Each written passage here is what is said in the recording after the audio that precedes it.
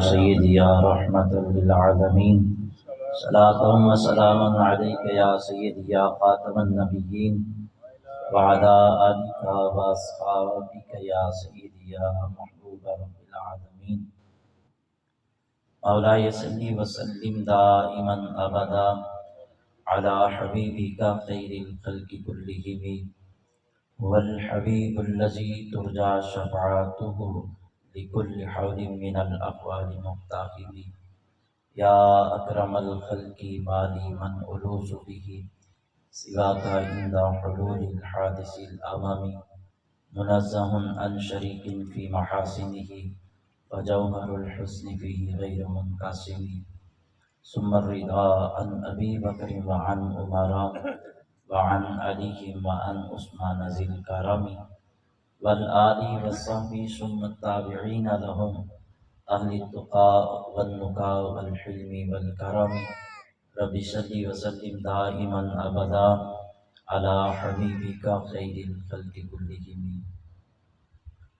اللہ رب العزت جل مجد الکریم کی حمد و ثنا حضور نبی اکرم نور مجسم شفیع معظم قائد المرسلین خاتم النبیین امام الاولین والآخرین احمد مجتبیٰ جناب حضرت سیدنا محمد مصطفیٰ صلی اللہ تعالی علیہ وسلم کی بارگاہ اقدس و انور میں ہدیہ درود و سلام عرض کرنے کے بعد نہایت واجب الاحترام ذوی الاحتشام بزرگوں دوستوں ساتھیوں، میں اور آپ اس وقت محترم جناب حکیم حافظ محمد سعید صاحب اللہ والے، ان کی اہلیہ محترمہ اور محترم جناب حکیم حافظ محمد ارشد قادری صاحب اللہ والے، حکیم محمود احمد صاحب، محترم جناب حاجی محمد جاوید صاحب، حاجی محمد منیر صاحب، محترم جناب امجد اقبال صاحب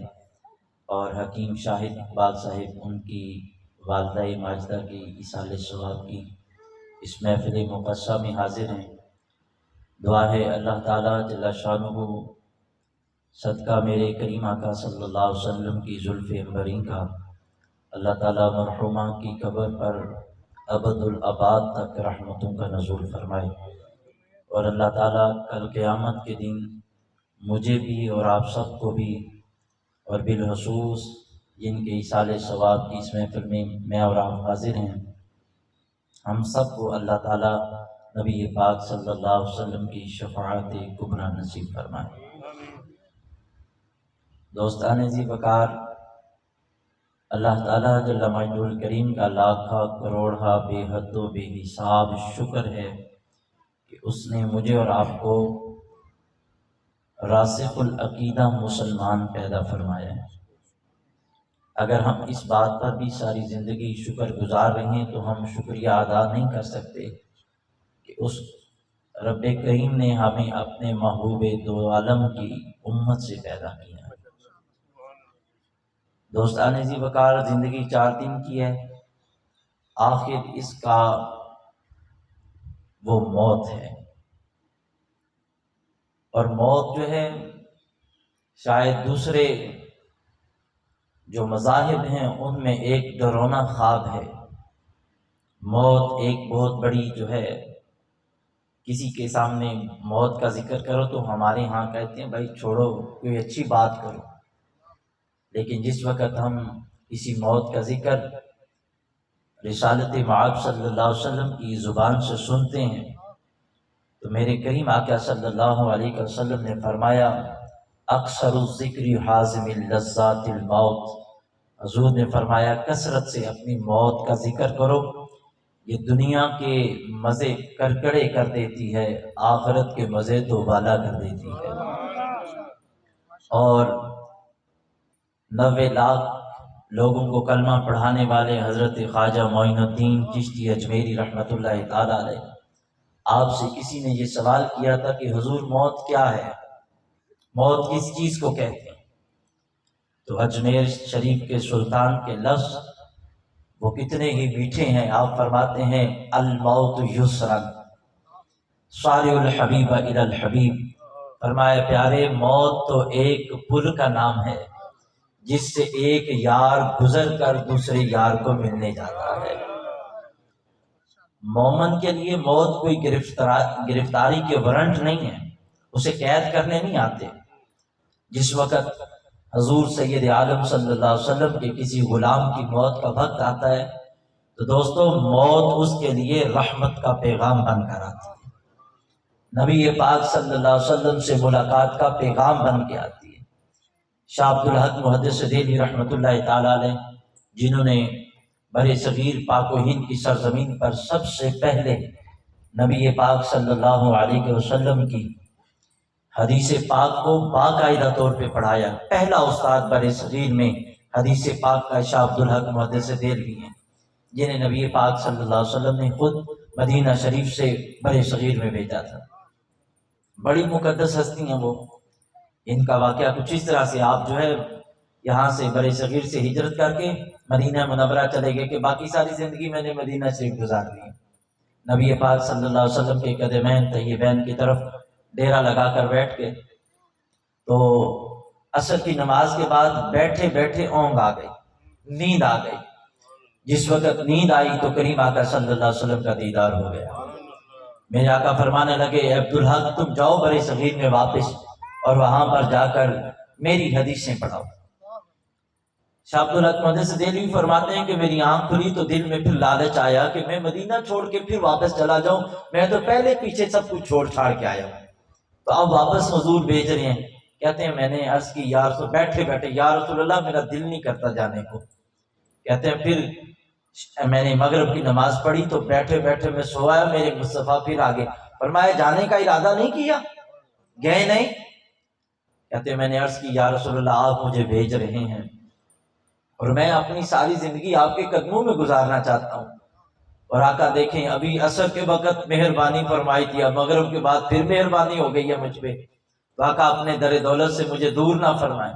حضور نے فرمایا کس لالچ میں؟ اور میری مطالعے کے مطابق یہ واحد امت رسول میں ایسا شخص ہے جو حضور نے جس کو اس رنگ میں نوازا۔ حضور نبی پاک نے فرمایا عبدالحق کس وجہ سے نہیں جانا چاہتے؟ عرض کی یا رسول اللہ صلی اللہ علیہ وسلم آپ کے در دولت سے دوری نہیں چاہتا، یہاں بیٹھا ہوں، ابھی جو ہے عصر کے وقت بھی دیدار کیا ہے، مغرب کے بعد پھر جو ہے آپ نے کرم فرما دیا، یا رسول اللہ جانا نہیں چاہتا۔ حضور نے فرمایا بس یہی لالچ ہے تیرا، میرا جلوہ تکنا چاہتے ہو؟ تو نبی پاک صلی اللہ علیہ وسلم نے فرمایا جا عبدالحق میں محمد مصطفیٰ کا تیرے ساتھ وعدہ ہے، جاؤ جا کر برِ صغیر میں میری حدیثیں پڑھاؤ، اور فرمایا تمہارے ساتھ وعدہ ہے جب تمہارا جی چاہے، جب تمہارا جی چاہے گا میں اسی وقت تمہیں دیدار کروا دیا کروں گا۔ اتنی بڑی گل۔ وہ شاہ محقق شاہ عبدالحق محدث دہلوی رحمۃ اللہ تعالی علیہ حدیث پڑھا رہے ہیں کہ نبی پاک صلی اللہ علیہ وسلم نے فرمایا اذا اقبر المیت آتاہ ملکان اسودان ازرقان۔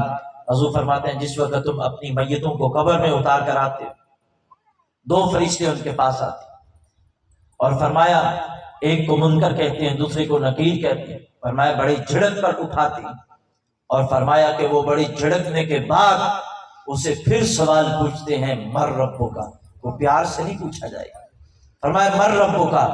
میرے کریم آقا فرماتے ہیں جو میرا کلمہ پڑھنے والا جو میرا غلام ہوگا وہ اسی وقت کہے گا ربی اللہ، میرا رب اللہ ہے۔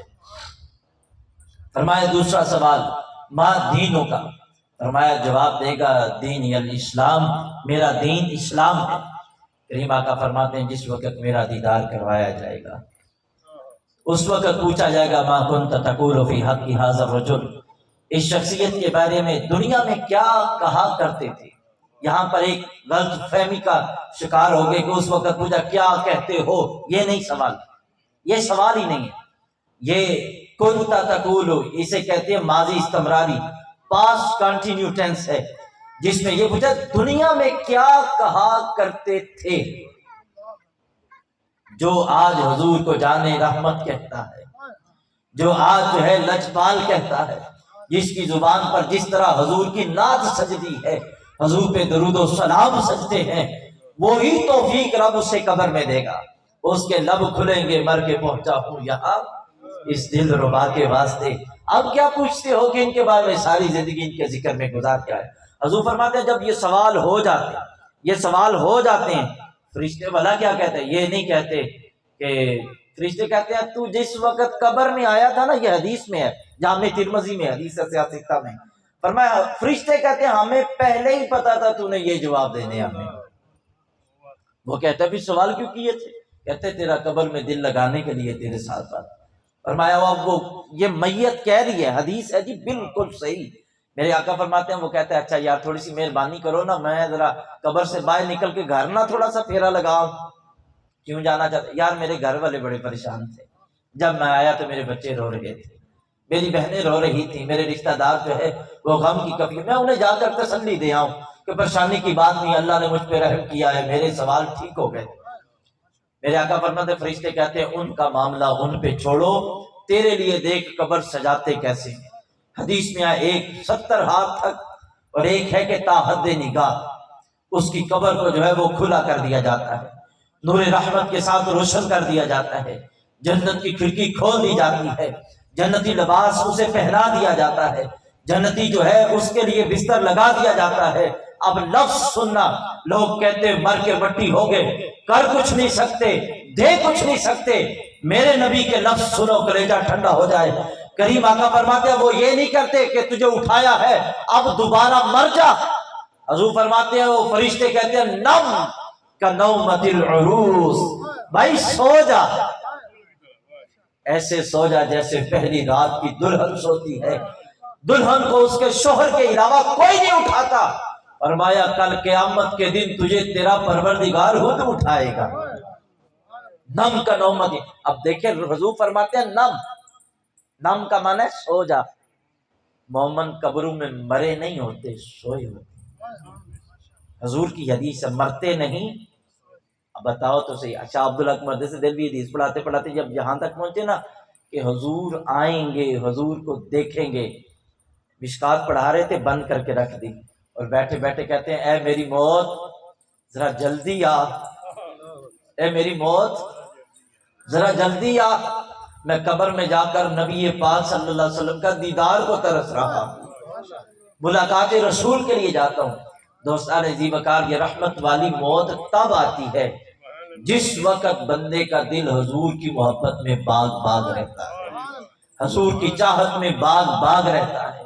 اور حضور کی چاہت جو ہے نا، آج ہم جس کو بھی پوچھیں گے کوئی شخص انکار نہیں کرتا کہ مجھے اپنے آقا سے محبت نہیں، لیکن دوستو محبت اپنے تقاضے رکھتی ہے، اپنے اصول اور اسلوب رکھتی ہے، محبت کچھ ڈیمانڈ کرتی ہے، محبت کچھ چاہتی ہے۔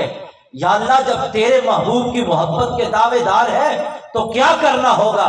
رب فرماتا ہے میں نے حبیب بھیجا تم میں رسالت کا تاج بنا کر، نبوت کا تاج سجا کر، فرمایا بھیجنے کا مقصد کیا تھا؟ وَمَا أَرْسَلْنَاكَ إِلَّا لِيُطَاعَ بِإِذْنِ اللَّهِ، فرمایا میرا محبوب اس لیے آیا کہ تم اس کی پیروی کرو، اس کی کیا کرو؟ لیطاع، تابع داری کرو۔ اچھا قرآن پاک کی یطاع کا معنی قرآن کی تفسیر وہ ہوتی ہے، میں تفسیر کا ایک ادنا سا اسٹوڈنٹ ہوں، قرآن کی جو بہترین تفسیر ہے وہ ہوتی ہے جو قرآن خود کرتا ہے۔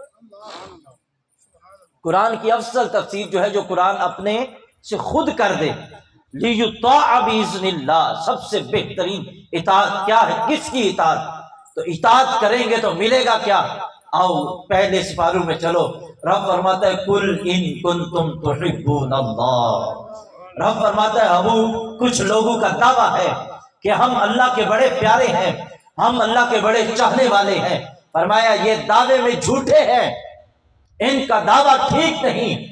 مولا دعویٰ کرنے والے کو دلیل بھی دینی پڑتی ہے، تو حضور تیری محبت کے لیے دلیل کیا ہے کہ ہم کہیں کہ ہم اللہ کے پیارے ہیں؟ اب ایسے تو آج گھر بھی جو ہے اللہ والوں کا ہے، ٹھیک ہے، اللہ والے ہونے کا دعویٰ کیا، اب اللہ والے ہونے پہ دلیل کیا ہے؟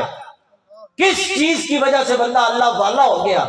رب فرماتا ہے حبیب ان کو کہہ دو نمازیں پڑھنے، توحید کا اعلان کرنے، ذکر فکر صدقات، یہ جو ہے وہ چیزیں ان سے میری محبت نہیں، فرمایا میری محبت چاہتے ہیں فاتبعونی، ان کو کہو اپنے گلوں میں تیری غلامی کا پٹا سجا دیں، اپنے گلوں میں تیری محبت کے توقع رکھ لیں۔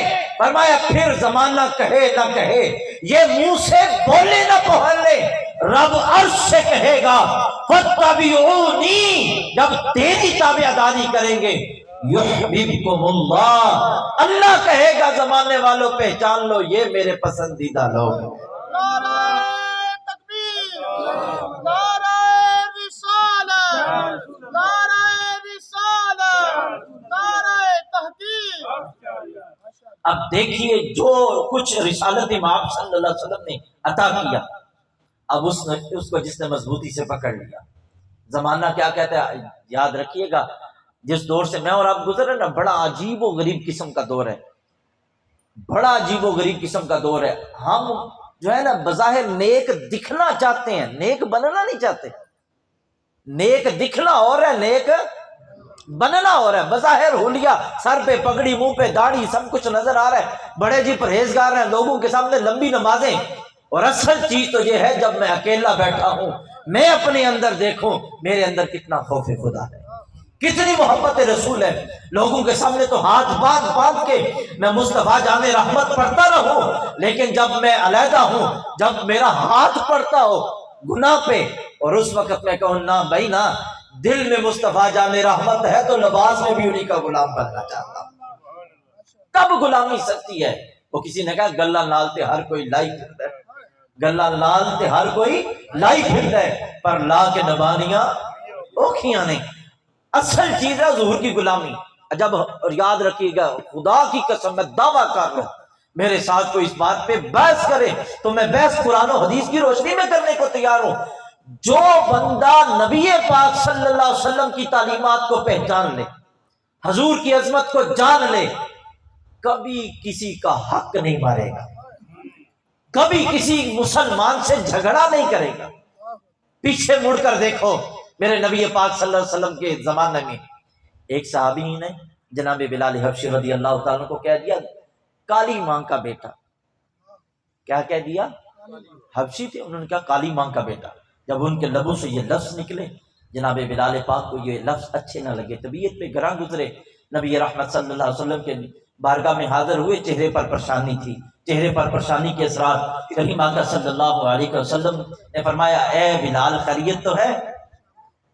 آج تیرے چہرے پہ اداسی چھائی ہے اور پریشان ہو۔ عرض کرنے لگے یا رسول اللہ کچھ نہیں۔ حضور نے فرمایا بلال کچھ تو ہے نا، غلام پریشان ہو اور آقا کو خبر نہ ہو، یہ تو نہیں نہ ہوتا۔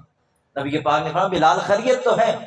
عرض کی یا رسول اللہ میرے فلاں صحابی دوست نے، فلاں بھائی نے آج مجھے وہی تانا دیا جو کبھی کفر میں دیا جاتا رہا، زمانہ جاہلیت میں جو مجھ پہ جو ہے حملہ ہوتا۔ حضور نے فرمایا کیا کہا؟ کہا اس نے کہا کہ کالی ماں کا بیٹا۔ حضرت بلال کو کہا۔ حضرت بلال کہتے ہیں جس وقت میرے لبوں سے یہ لفظ نکلے نا تو کملی والے آقا صلی اللہ علیہ وسلم اپنی کملی کھول دی، حضور نے اپنے گورے گورے بازو پھیلا دیے اور سینہ چوڑا کر کے میرے نبی پاک نے کہا بلال اچھا ادھر آ، میرے قریب لگ، میرے سینے لگ، تیری ماں بھی کالی ہے، میری ماں بھی کالی ہے،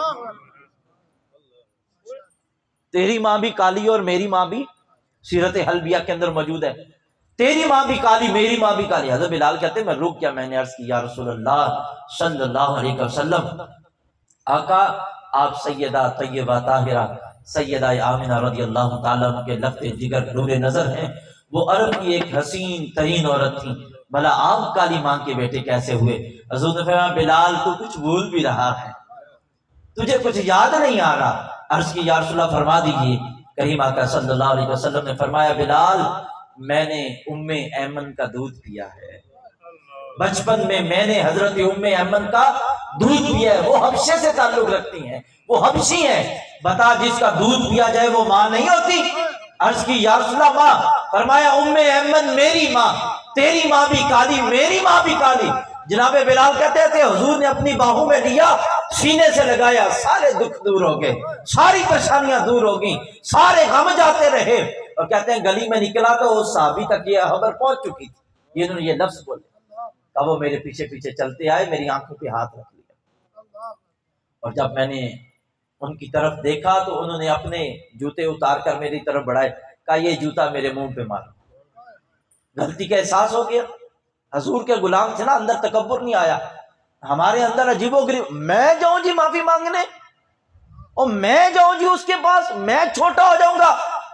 رب کعبہ کی قسم ہے، نبی پاک نے فرمایا تم اپنے کسی مسلمان کے ساتھ صلح رحمی کرو، فرمایا اس کے سامنے جھک جاؤ، فرمایا جھکو بظاہر تم، اللہ جھکنے نہیں دے گا، عزتیں بڑھیں گی، وقار بڑھے گا۔ حضرت بلال کہتے ہیں جب اس صحابی نے میری طرف جوتا بڑھایا تو میں نے اسے سینے لگایا، ماتھا چوم کے کہا، میں نے کہا تیری مہربانی، تو نے یہ لفظ بولا، میرا دل پریشان ہوا۔ تو دیکھ دل پریشان ہوا، کملی والے آقا نے سینے بھی تو لگا لیا ہے نا آج۔ اب یہ محبت کا درس کس بارگاہ سے مل رہا ہے؟ کس بارگاہ سے مل رہا ہے؟ نبی رحمت صلی اللہ علیہ وسلم کے غلاموں۔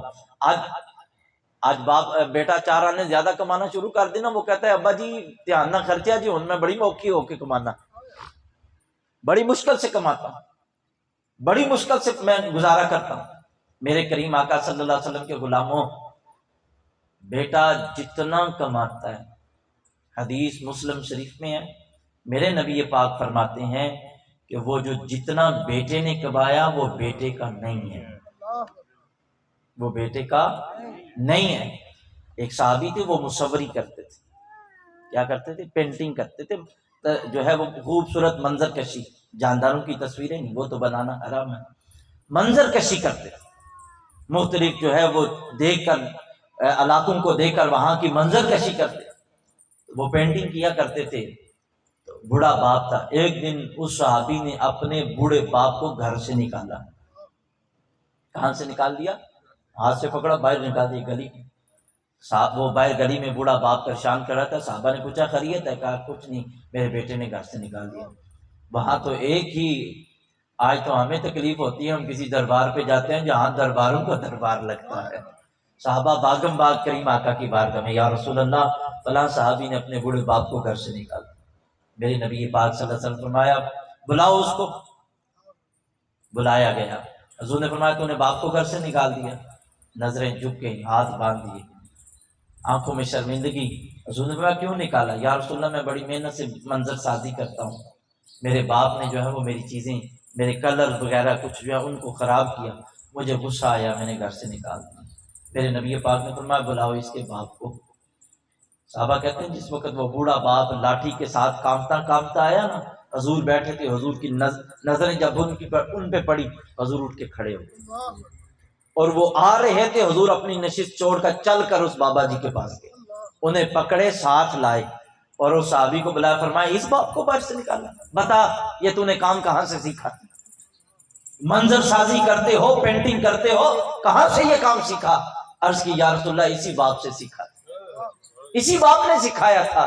نبی پاک فرمانے لگے یاد کر کبھی تو بھی چھوٹا تھا اور تیرا باپ یہ کام کرتا تھا، نہ جانے تو نے بھی اس کے کتنے کام خراب کیے ہوں گے، مگر تیرے باپ نے تو تجھے گھر سے کوئی نہیں نکالا، یہ تو تجھے اٹھا کر تیرا ماتھا چوم کے پھر رکھ لیتا تھا، چھوٹا ہے حیر ہے۔ اور نبی پاک نے فرمایا ہاتھ پکڑا باپ کا، اور ادھر اب اس کے بیٹے کا، باپ کے ہاتھ میں بیٹا دے کر حضور کے یہ لفظ ہے، حضور نے فرمایا انت، بیٹے کو کہا انت و مالکا لی ابو کا، فرمایا کان کھول کے سن لے، جتنا کماتا ہے تو، جو پائی پائی تیرے پاس ہے، تو بھی اور تیرا سارا مال تیرا نہیں، ابو کا، تیرے باپ کا، تیرے۔ کچھ نے تو سبحان اللہ کہہ دیا، کچھ پریشان ہو گئے، میں نے اتنی محنت سے کمایا، ابا جی مالک بن گئے، یہ بھی پریشانیوں صحابی کو بھی بن گئی، یا رسول اللہ پھر میرا کیا ہوگا؟ نبی پاک نے فرمایا جو تیری اولاد کمائے گی، جو تیری اولاد کمائے گی۔ اللہ اکبر کبیرہ۔ ایک صحابیوں ان کی آپ دیکھیں کس حد تک ہے، یہ گھر اجاڑنے والی نہیں، گھر بسانے والی باتیں۔ ایک صحابی نے بات کی آ کے، یا رسول اللہ صلی اللہ علیہ وسلم میری بیوی میرے ساتھ بڑے اچھے سلوک کے ساتھ رہتی ہے، لیکن میری امی جو ہے نا اس کو پسند نہیں کرتی، اور میری ماں چاہتی ہے کہ میں اسے چھوڑ دوں، میں اسے چھوڑ دوں۔ تو نبی پاک صلی اللہ علیہ وسلم نے ایک لمحے میں فرمایا ماں راضی رکھ، ماں راضی رکھ۔ جب صحابی گئے نا اپنی بیوی کو جا کر کہا کہ میرے مصطفیٰ نے یوں فرمائے، یہ آگے حدیث ختم ہے، یہاں پر اس کی تفسیر ہے، آگے تشریح ہے۔ صحابی کو پتہ چلا، گھر جا کے اپنی بیوی کو کہا، کملی والے آقا نے فرمایا ماں راضی رہتی ہے جیسے ویسے رکھ۔ بیوی کو بھی سمجھ آ گئی کہ ماں کے ساتھ میں نے لگ کے رہنا ہے، جا کے کہتی ہے ماں جی حضور نے فرما دیا کہ آپ کو راضی رکھنا ہے، آپ میرے یہاں ہونے پہ راضی نہیں ہیں تو آپ کا بیٹا مجھے طلاق دے دے گا، میں چلی جاؤں گی، پھر آپ راضی ہیں؟ ماں ماں ہوتی ہے، بیٹے کا گھر بستا دیکھنا چاہتی ہے، اجاڑنا نہیں چاہتی۔ اسے کہتی ہے دیکھ میرا بیٹا تجھے دلہن بنا کر گھر لایا اور اسے تو پسند ہے، میں اس لیے تجھ سے جھگڑتی ہوں تاکہ تو میرے بیٹے کا خیال رکھ، زیادہ جتنا تو میرے بیٹے کو راضی رکھے گی میں اتنی تیرے ساتھ خوش رہا کروں گی۔ اور میں کملی والے آقا سے اب عرض کرتی ہوں یا رسول اللہ میں راضی ہوں اس سے۔ اب حکمت برا جملہ حضور کا ایک، ماں راضی رکھ، ماں راضی رکھ۔ اور جس وقت بیگم کے دل میں یہ خیال پکا ہوگا کہ میرے خاوند نے ہر حال میں ماں راضی رکھنی ہے حضور کے حکم کے مطابق، کیونکہ ماں راضی باپ راضی۔ مدینے کے تاجدار فرماتے ہیں مدینے میں راضی کائنات کا خدا راضی۔ آج چیزیں اسے جس دور سے میں اور آپ گزر رہے ہیں اگر ہم سمجھیں تو دوستو ہمیں اپنے وجود سے گننا ہے ہم کس قدر غلاظت میں گر چکے، عجیب و غریب قسم کی خرافات میں پھنس گئے۔ نبی پاک سرکار مدینہ صلی اللہ علیہ وسلم کا دین اتنا سونا، اتنا پیارا، اتنا اچھا کہ تمہیں اب دیکھیں ہمارے یہاں پتہ کیا ہوتا ہے، مزاج بڑا عجیب ہے۔ اگر ہم حضور کے واقعی تابع دار بن جائیں نا، بھائی بھائی سے محبت کرنی شروع کر دیں۔ ہمارے یہاں ایک لفظ بولا جاتا ہے جی شریک، کیا بولا جاتا ہے؟ فلاں ہمارے جی شریک ہیں، فلاں ہمارے شریک ہیں۔ ابتدا جب دیکھی گئی تو یہ شریک وہ تھا جو غم میں شریک ہوتا تھا، جو خوشی میں شرکت کرنے اپنے۔ اور آج پتہ کیا کرتے ہیں، بندہ کسی پہ کوئی مشکل وقت آ جائے نا تو اس نے ادھار لینا ہو تو وہ کسی دور دوست کو جا کے کہتا ہے یار اتنے پیسے دے دے، یار مہربانی کری شریک کا نہ پتہ لگے۔ لیکن پہلے جب غم ہوتا تھا وہ اپنوں سے کہا جاتا تھا، اب یہ شریک کیا ہو گیا؟ عجیب و غریب قسم کی ہم ایسی واہیات قسم کی رسومات میں جھگڑے ہوئے ہیں اللہ یعذ باللہ تعالی کہ ہمیں صبر نہیں۔ کہ ہمارے ہاں شادی ہوتی ہے، شادی بیاہ پر ہم کہتے ہیں جی گھر میں آ کر پہلے پوچھا جاتا ہے اور وہ فلاں کی شادی ہوئی تھی وہ کتنے دے گئے تھے پیسے؟ جی وہ 1000 دے گئے تھے۔ چلو اب ہمیں تو 2000 دینا پڑے گا، ایسا ہوتا ہے۔ اب کسی مولوی سے جا کے کسی نے مسئلہ پوچھا، اگر واقعی اگلا کہتا ہے ہم نے 1000 دیا تھا، میں نے 1500 1200 یا 2000 لینا ہے، اگلے کی ڈیمانڈ یہ ہے، تو یہ سراسر سود ہے۔ نہیں سمجھ آئی؟ یہ سراسر، ہاں اگر آپ دے رہے ہیں کسی کو جا کے تو اس میں واپس لینے کی اگر نیت ہے تو دوستو یہ بہت واہیات قسم کا کام ہے، شریعت کے خلاف ہے۔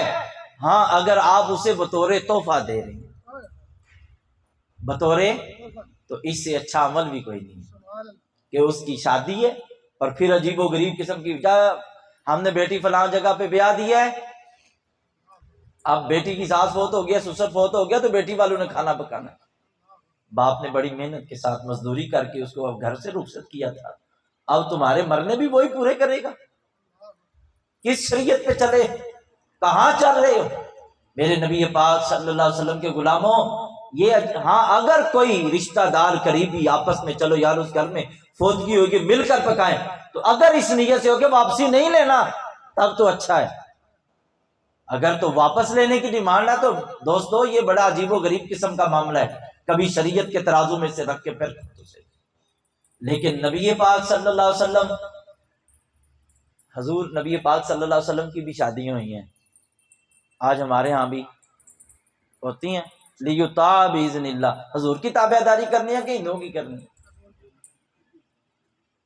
تھوڑے ہی بول رہے ہیں، کس کی تابع داری کرنی ہے؟ بتائیے، کسی گرو نانک کے پیچھے چل کے جنت جانا کہ حضور کے پیچھے چل کے جنت، آقا کے پیچھے چل کے جانا چاہیے؟ حضور نے خود فرمایا ان ھذا صراطی مستقیما فاتبعوہ، حضور نے فرمایا میرا راستہ ہی سیدھا راستہ ہے، اسی کی تابع داری کرتا ہوں۔ اب دیکھو نبی پاک صلی اللہ علیہ وسلم نے، حضور نے فرمایا، یہ لفظ ہیں ابن ماجہ سے ستہ کی حدیث ہے، حضور فرماتے ہیں شر الطعام طعام الولیمہ، کھانوں میں سے بدترین کھانا ولیمے کا کھانا ہے۔ صحابہ پریشان، یا رسول اللہ ہر ولیمے کا؟ فرمایا وہ ولیمہ جس میں امیر لوگ تو بلائے گئے، غریبوں کو نہ بلایا گیا۔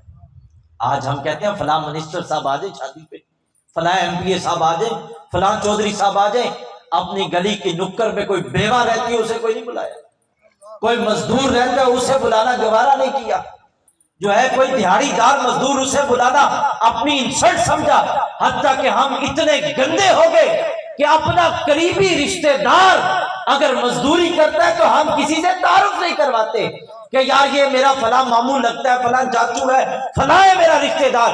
اگر کوئی امیر قریب منسٹر، کوئی بریگیڈیئر جنرل دور کا رشتہ دار ہو تو ہم کہتے ہیں ہاں میرے ماموں لگتے ہیں، میرے چاچو ہے، میرے فلاں۔ کیا اس کی غربت آڑے آ گئی؟ نہ بھائی نہ، یہ انداز مدنی منٹھار کا نہیں ہے کہ کوٹھی والے کو سلام اور رنگ میں، ریڑھی والے کو سلام اور رنگ میں، پیدل چلتے کو سلام کرنا نہیں، پراڈو والے کو جھک کے سلام کرنا ہے۔ نہ بھائی نہ، میرے مصطفیٰ جان رحمت کا رنگ یہ ہے، بلال آئے تو قریب بٹھایا، صہیب آئے تو قریب بٹھایا، جناب سلیمان فارسی آئے تو قریب بٹھایا۔ ابو جہل کہے بھائی ہمارا دل کرتا ہے ہم آئیں گے سنیں گے بات، مگر جس وقت ہم آئے بلال غریب ہے، صہیب غریب ہے، سلیمان فارسی غریب ہے، یہ قریب نہ ہو آپ کے۔ میرے مصطفیٰ نے فرمایا تو امیر ہے، تیرے پاس دولت ہے، تو اپنی دولت سنبھال، گھر رکھ اور گھر بیٹھ، مجھے میرا بلال ہی اچھا ہے، مجھے میرا صہیب ہی اچھا ہے، مجھے میرا سلیمان ہی اچھا ہے۔ کیوں کہ مدنی منٹھار آقا کی بارگاہ میں روپیہ، پیسہ، کوٹھی، بنگلہ، کار، پراڈو نہیں دیکھی جاتی، وہاں یہ دیکھا جاتا ہے دل کو محبت والا سجا کر لائے۔ نعرہ تکبیر، نعرہ رسالت، نعرہ رسالت، عظمت و شان مصطفیٰ۔ ایک صحابی حضور کی بارگاہ میں حاضر ہوئے، یا رسول اللہ میں بڑی محنت سے کماتا ہوں، بڑی محنت سے کماتا ہوں اور بہت سا کماتا ہوں، لیکن میرا ایک بھائی ہے یا رسول اللہ غریب ہے، میرے گھر میں رہتا ہے، یہ حدیث ہے مسلم میں، فرمایا میرے گھر میں رہتا ہے، یا رسول اللہ اس کے بیوی بچے بھی ساتھ ہیں، آقا میں جتنا کماتا ہوں ان پہ بھی خرچ ہو جاتا ہے، ان پہ خرچ ہو جاتا ہے۔ سنو مدینے والے کا فرمان، میرے نبی نے یہ نہیں فرمایا اسے گھر سے نکال دے، نکھٹو کو پیچھے ہٹا دو، نہ، میرے نبی پاک نے فرمایا تجھے پتا ہے تجھے رزق مل رہا ہے؟ جی آقا۔ پتا ہے کس کے صدقے مل رہا ہے؟ نہیں آقا۔ حضور نے فرمایا اسی غریب بھائی کے صدقے اللہ تجھے رزق عطا کر رہا ہے۔ اور یہی لفظوں کے ساتھ ملتی جلتی حدیث مشکات کے اندر ہے، میرے نبی پاک نے فرمایا اللہ تعالیٰ کے کچھ بندے گناہگار، اللہ چاہتا ہے کہ ان کو رزق نہ دے، اللہ چاہتا ہے کہ اللہ ان سے ناراض ہو جائے۔ فرمایا تمہیں پتہ ہے اللہ راضی کس وجہ سے ہو جاتا ہے ان سے؟ عرض کی یا رسول اللہ نہیں۔ حضور نے فرمایا تمہارے کمزوروں کی وجہ سے اللہ تم پہ راضی ہو جاتا ہے۔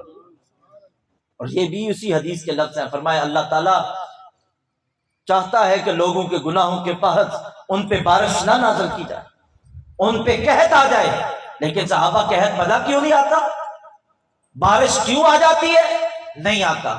میرے نبی پاک نے فرمایا اس لیے آ جاتی ہے تمہارے غریبوں کی وجہ سے۔ میں یوں کہوں کہ امیر کی کوٹھی کا گلوب جو چل رہا ہے وہ کسی غریب کی دعا کے صدقے سے چل رہا ہے۔ اگر کسی امیر کا کاروبار عروج پر ہے وہ کسی غریب کی دعا کے صدقے میں چل رہا ہے، مت سمجھنا۔ اور یاد رکھنا ایک چیز ہمارے ہاں یہ بھی ہے، ہمارے ہاں یہ بھی ہے، بیٹیاں، بھائی، بہنیں، یہ نازک ترین رشتے ہیں، یہ نازک ترین رشتے ہیں۔ بیٹی کا رشتہ اتنا نازک ہے، اگر بیٹی اپنے میکے سے، اپنے سسرال سے اپنے میکے میں آئے نا، بھائی کے چہرے پہ خوشی نہ ہو تو وہ بیچاری چھپ چھپ کے روتی ہے، وہ چھپ چھپ کے روتی ہے۔ اگر کوئی آپ کے والد صاحب فوت بھی ہو گئے ہیں، پھپھو گھر میں آ جائے اسے اتنا پیار دو، اتنا پیار دو، کیوں؟ پھپھو یہاں راضی ہوگی، باپ قبر میں راضی ہو جائے گا۔ بیٹی آئی ہے دروازے پہ، بہن آئی ہے دروازے پہ، تو خوش ہو کے ملو، جیب میں کچھ بھی نہیں مگر اس کو دلاسا دو اسے۔ اور پھر لوگ کہتے ہیں کہ یہ آتی رہتی ہے جی دینا پڑتا ہے، یہ دینا میرے مصطفیٰ کی سنت ہے، حضور کی سنت ہے صلی اللہ علیہ وسلم، حضور کا طریقہ ہے۔ حضور کی بہن تو کوئی نہیں ہے ویسے، حضور کی ایک رضائی بہن ہے حضرت حلیمہ سعدیہ کی بیٹی حضرت شیمہ رضی اللہ تعالی عنہا۔ کریم آقا صلی اللہ علیہ وسلم نے وہ ایک آئی، صحابہ نے غزوہ کیا، ان کے علاقے کے لوگوں کو قید کیا اور وہ چندہ اکٹھا کرنے لگے، جناب شیمہ کے دروازے پہ دستک دی، آپ بھی کچھ حصہ دیں۔ کیا کرنا ہے؟ کہا جی وہ فلاں علاقے میں ہماری جنگ ہوئی ہے تو کچھ قیدی ہیں۔ کس نے قید کیے ہیں؟ کہا مدینہ شریف میں محمد مصطفیٰ صلی اللہ علیہ وسلم کے صحابہ کی قید میں ہیں۔ کہا محمد مصطفیٰ کی قید میں؟ جی۔ حضرت شیمہ کا سینہ چھوڑا، کہتی ہے جس سے پیسے لیے ہیں سارے واپس کرو، میں قیدی چھڑا کے لاتی ہوں۔ انہوں نے کہا تجھے کون جاتا ہے؟ کہا تم جانو نہ جانو وہ مجھے جانتا۔ انہوں نے کہا لے کے تو چلو، نہ چھوٹے تو اپنا چندہ لے لینا۔ حضرت شیمہ کو قبیلے کے لوگ لے کے فرمایا تم رک جاؤ، میں اکیلی جاؤں گی۔ جناب شیمہ گئی مدینہ شریف کے مضافات میں، بہر حضور خیمے لگا کے کھڑے تھے۔ حضرت شیمہ پوچھتی ہیں آئین محمد صلی اللہ علیہ وسلم، کدھر آئے امام الانبیاء صلی اللہ علیہ وسلم؟ صحابہ نے حضور کے خیمے کی طرف اشارہ کیا، صحابہ ننگی تلواریں لے کر باہر پہرے دار بن کے کھڑے تھے۔ جناب شیمہ وہ بچپن میں حضور سے بچھڑی ہوئی تھی، دل میں حضور نبی پاک صلی اللہ علیہ وسلم کے خیالات کو جمایا، بھاگ کر خیمے کی طرف جا رہی ہیں۔ صحابہ نے آگے تلواریں تان لی، رک جاؤ دیہاتی عورت، کون ہو تم؟ جناب شیمہ رضی اللہ تعالیٰ عنہ فرمانے لگی حلوا سبیلی واعلموا انا اخت نبیکم، ہٹ جاؤ میرے راستے سے، تم جانتے نہیں میں کون ہوں؟ کہا کون ہو؟ کہا میں تمہارے نبی کی بہن لگتی ہوں۔ صحابہ کی تلواریں جھک گئی، تلواریں جھک گئی، نگاہیں جھک گئی۔ جناب شیمہ اندر گئی، نبی پاک نے دیکھتے سال پہ جان فرمایا شیمہ تم؟ زہر نصیب میری بہن آ گئی۔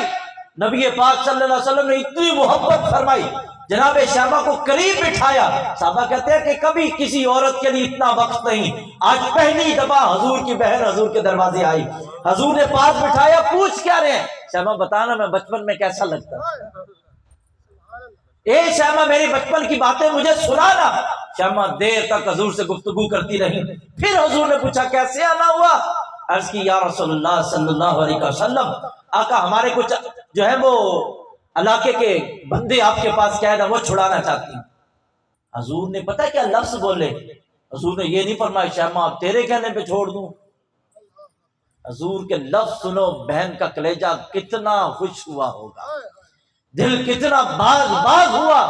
نبی پاک نے فرمایا اے میری بہن شیمہ، تو نے کیوں اتنا لمبا سفر کیا؟ تو نے کیوں صبر کی صحبتیں برداشت کی؟ تو نے اپنے علاقے سے اپنے نام کا پیغام بھیجا ہوتا، میں تیرے نام پہ ہی سارے قیدی چھوڑ دیتا۔ عرض کی یا رسول اللہ کچھ آپ کا دیدار کرنا بھی مقصود تھا، آپ سے ملاقات بھی مقصود تھی۔ صحابہ کہتے ہیں نبی پاک صلی اللہ علیہ وسلم ان کو بھیجا، حضرت بلال کو بلایا، بلال جاؤ مدینہ شریف کے بازار میں اور کپڑے والے کی دکان پہ جاؤ، جو سب سے قیمتی کپڑا ہو وہ خریدنا۔ میری بہن کے لیے جناب شیمہ کے لیے سوٹ منگوائے، حضور نے گھوڑے دیے، جوڑے دیے، دور تک جا کر رخصت کر کے پھر واپس آئے، صحابہ کو اکٹھا کیا۔ اکٹھا کرنے کے بعد کریم آقا صلی اللہ علیہ وسلم نے فرمایا صحابہ آج پوچھو گے نہیں، کوئی مشورہ کوئی نہیں کیا، آپ سے میں نے قیدی چھوڑ دی ہیں۔ عرض کرنے یا رسول اللہ نوکر کی اور نخرہ کی، آپ نے چھوڑ دی، آپ کی مرضی، ہم کون ہوتے ہیں پوچھنے والے؟ نبی پاک نے فرمایا نہیں آج میرا دل کر رہا ہے تم پوچھو، سوال کرو۔ یا رسول اللہ اگر اس میں ضرور کوئی رحمت چھپی ہے تو بتا دیجئے۔ فرمایا رحمت یہ ہے، یہ بتانا حضور یہ چاہتے تھے ساری امت تک پہنچے، حضور کا طریقہ بنے۔ حضور نے فرمایا بتانا یہ چاہتا ہوں کہ آج میرے دروازے پہ میری بہن آئی، آج میرے دروازے پہ میری بہن آئی تھی۔ کبھی پلٹ کے دیکھو حضور نماز پڑھانے آتے ہیں، تا حد نگاہ صحابہ اٹھ کے کھڑے ہو کر حضور کا استقبال کیا۔ حضور کس کو یاد کر رہے ہیں؟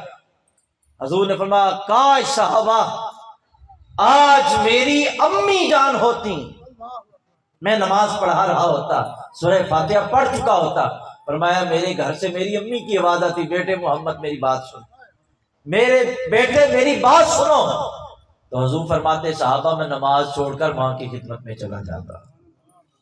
یہ حضور بتا رہے ہیں کہ ماں کا مقام کیا ہے، اور یہی حضرت ابو طفیل رضی اللہ تعالیٰ صحابی رسول ہے۔ سب سے آخری صحابی جو دنیا سے رخصت ہوئے وہ جناب ابو طفیل ہے رضی اللہ تعالیٰ عنہ۔ وہ کہتے ہیں میں چھوٹا تھا، اپنے والد صاحب کے ساتھ جو ہے حضور کے ساتھ ایک سفر پر تھا۔ حضور ایک قبیلے کے پاس رکے، ایک سایہ دار درخت کے نیچے، حضور نے فرمایا ٹھہر جاؤ، حضور نے فرمایا رک جاؤ، جب رک گئے حضور نے فرمایا ایک تازہ اونٹ لے کر آؤ، تازہ اونٹ آیا، حضور نے فرمایا اس کو ذبح کرو، ذبح کیا، حضور نے فرمایا گوشت بناؤ، گوشت بنا، فرمایا بلال قریب کی بستی میں جا کر اعلان کرو آج لنگر امام الانبیاء اپنے ہاتھوں سے تقسیم فرمائیں۔ غریب، بیوہ، یتیم، بچے، بہت سے لوگ آ گئے وہ اونٹ کا گوشت دینے کے لیے، حضور اپنے ہاتھوں سے وہ گوشت تقسیم فرما رہے تھے۔ حضرت ابو طفیل کہتے ہیں ایک مائی صاحبہ ہاتھ میں ڈنڈا پکڑا ہوا، کامتے کامتے جسم کے ساتھ وہ آئیں۔ جس وقت حضور کی نگاہ کرم ان پہ پڑی نا، تو حضور نے گوشت تقسیم کرنا بند کر دیا، اور حضور ہاتھ باندھ کے کھڑے ہو گئے، نظریں جھکا لیں، نگاہ مصطفیٰ جھکیا، ہاتھ بندھے ہوئے۔ جب وہ قریب آئیں تو حضور نبی پاک صلی اللہ علیہ وسلم ایسے ایسے آ کے ملی، کبھی حضور کا ماتھا چومتی ہیں، کبھی حضور کے رخسار چومتی ہیں، کبھی حضور کی گردن پہ بوسہ دیتی ہیں اور پوچھتی ہیں بتا بیٹا تیرا کیا حال ہے، اور بیٹا تیرا کیا حال ہے۔ وہ حضور آنکھیں جھکا کے کرتی ہیں اماں میں بالکل ٹھیک ہوں، اماں میں بالکل ٹھیک ہوں، اماں اللہ کا بڑا کرم ہے، میں بالکل ٹھیک ہوں۔ کہا جس وقت باتیں حضور نے وہ اپنی چادر مبارک اتاری، جسے رب یا ایھا المدثر یا ایھا المزمل کہتا ہے، نبی پاک نے زمین پہ بچھائی اور فرمایا ماں جی آپ اس پہ بیٹھ جائیں۔ جس وقت وہ مائی صاحبہ اپنے جوتے اتار کر حضور کی چادر پہ قدم رکھنے لگے، حضرت ابو طفیل کہتے ہیں میں عمر میں چھوٹا تھا، مجھے بڑا غصہ آیا، میں غصے میں بولا یہ کون ہے عورت، امام الانبیاء اتنی عزت دے رہے ہیں وہ حضور کی چادر پہ، جس چادر کی قسمیں رب کھاتا ہے، کون ہے یہ عورت؟ کہا ابھی یہ لفظ میرے منہ سے نکلے تھے، بڑی عمر کے ایک صحابی آگے بڑھے، میرے منہ پہ ہاتھ رکھا اور فرمایا ابو طفیل چپ کر، تجھے نہیں پتا یہ مائی صاحبہ کون ہے؟ کہا میں نے کہا واللہ مجھے نہیں پتا۔ کہا اکیلی تجھے پتا؟ کہا خدا کی قسم مجھے نہیں پتا، میں نہیں جانتا مائی صاحبہ کون ہے۔ کہا اب نہ بولنا ان کے بارے میں برا، اب لفظ نہ کہنا۔ کہا بتائیے کون ہے؟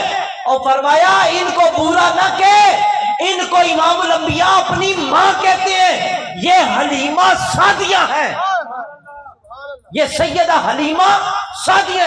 ابو طفیل کعبے کے حرم میں کھڑے ہو کر لوگوں کو درس دے رہے ہیں، لوگوں جو دودھ پلانے والی ماں کو اتنی عزت دیتا ہے، جو نبی اپنی وہ ماں جس کے ساتھی تھے دودھ پیا تھا، نبی پاک ان کو اتنی عزت دے رہے ہیں، اگر حضور کے سامنے سیدہ آمنہ ہے تو حضور کتنی عزت ان سے نوازتے ہیں۔